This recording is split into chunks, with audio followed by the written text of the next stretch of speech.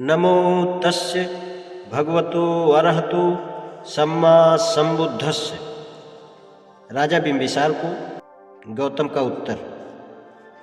मानव कल्याण के लिए गृहत्याग।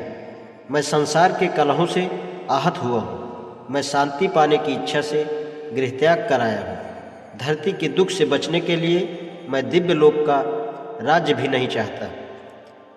राजन, जैसा कि आपने कहा कि धर्म, अर्थ और काम ही मनुष्य के लिए उत्कृष्ट लक्ष्य है, और आपका यह कहना भी है कि मैं जिसकी खोज कर रहा हूँ वह दुख है, तो आपके तीनों लक्ष्य भी नाशवान और असंतोषकारक हैं। और जो आपका यह कहना है कि वृद्धावस्था आने तक प्रतीक्षा करनी चाहिए, क्योंकि तरुणाई अनित्य है, उसका कोई ठिकाना नहीं, तो आपका यह कथन ही सुनिश्चित नहीं है, क्योंकि तरुणाई भी स्थिर व दृढ़ हो सकती है और वृद्धावस्था अनिश्चित।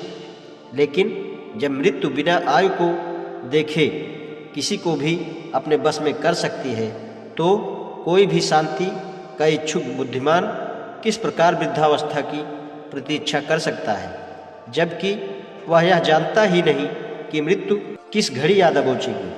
जब मृत्यु वृद्धावस्था रूपी शस्त्र हाथ में लिए एक शिकारी की तरह तैयार खड़ी है और रोग रूपी बाण प्राणियों पर प्रहार कर रहे हैं, जो मृत्यु रूपी जंगल में हिरणों के तरह भागे जा रहे हैं, तब कौन दीर्घायु होने की कामना कर सकता है। तरुण पुत्र या वृद्ध या बालक, हर किसी के लिए यही योग्य है कि वह तत्परता से उस धार्मिक व्यक्ति के पथ को चुन ले जिसका चित्त करुणा से भरा है।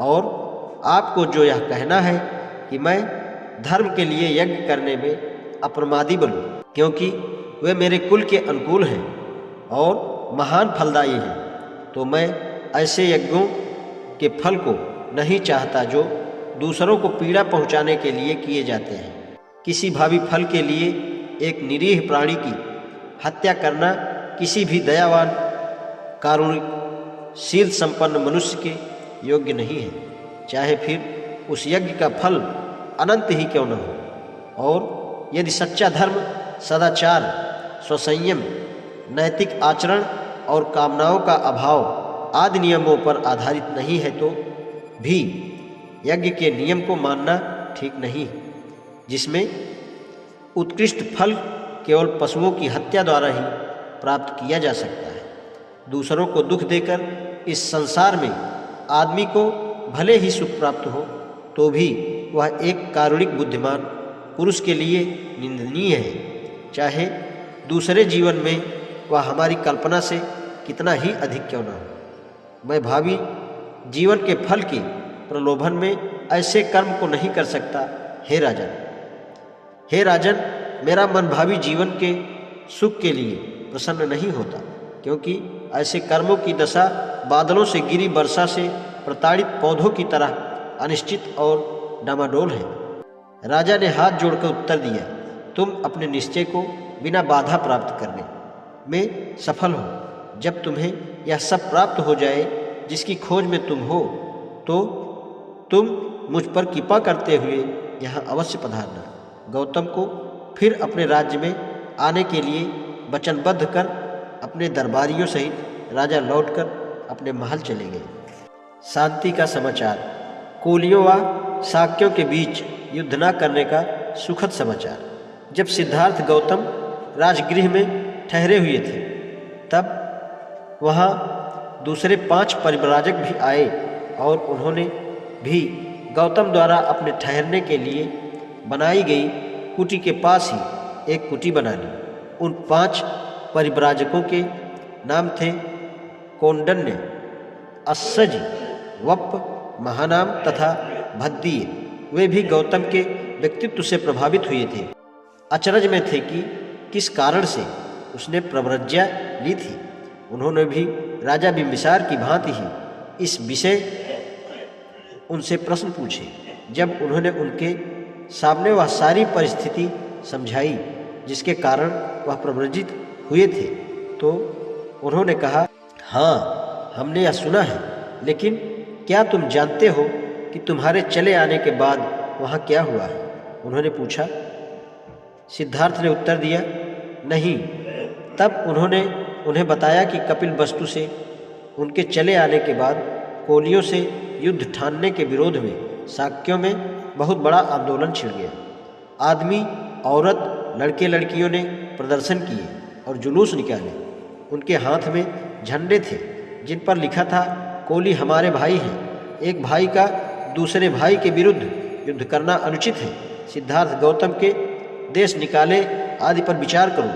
आंदोलन का यह परिणाम हुआ कि शाक्य संघ को एक सभा बुलाकर पुनः अपने निर्णय पर विचार करना पड़ा। उस समय बहुमत कोलियों से समझौता कर लेने के पक्ष में हो गया। शाक्य संघ ने 5 शाक्यों को अपना दूत चुनने का निर्णय लिया और उन्हें यह काम सौंपा गया कि वे कोलियों के साथ संधि वार्ता करें। जब कोलियों को इसका पता चला तो वे बहुत प्रसन्न हुए। उन्होंने भी अपने 5 कोलियों को चुना ताकि वे शाक्यों के दूतों के साथ संधि वार्ता चलाएं। दोनों ओर के दूत आपस में मिल गए और तय किया कि मध्यस्थता के लिए एक अस्थायी परिषद की नियुक्ति की जाए, जिसे अधिकार हो कि रोहिणी के जल के बंटवारे से संबंधित हर विवाद पर निर्णय ले और परिषद का निर्णय दोनों पक्षों को मान्य हो। इस प्रकार युद्ध का खतरा शांति में परिणित हो गया। जो कुछ कपिलवस्तु में हुआ था उसे गौतम को बताने के बाद परिव्राजकों ने कहा, अब तुम्हारे लिए परिव्राजक बने रहने की कोई आवश्यकता नहीं है। अब तुम क्यों नहीं लौटकर अपने परिवार में चले जाते? सिद्धार्थ ने उत्तर दिया, इस शुभ समाचार से मुझे प्रसन्नता हुई। यह मेरे लिए विजय है, लेकिन मैं वापस घर नहीं जाऊंगा। मुझे जाना भी नहीं चाहिए। मुझे परिव्राजक ही बने रहना चाहिए। गौतम ने उन 5 परिव्राजकों से पूछा, तुम्हारा क्या कार्यक्रम है? उन्होंने उत्तर दिया, हमने तपस्या करने का निश्चय किया है। तुम भी हमारे साथ क्यों नहीं शामिल हो जाते? सिद्धार्थ ने कहा। एक एक करके पहले दूसरे पथों की जानकारी प्राप्त करनी चाहिए। तब 5 परिव्राजक वहाँ से चले गए। सिद्धार्थ को सामाजिक संघर्ष का समाधान खोजना था। समस्या की नई पृष्ठभूमि।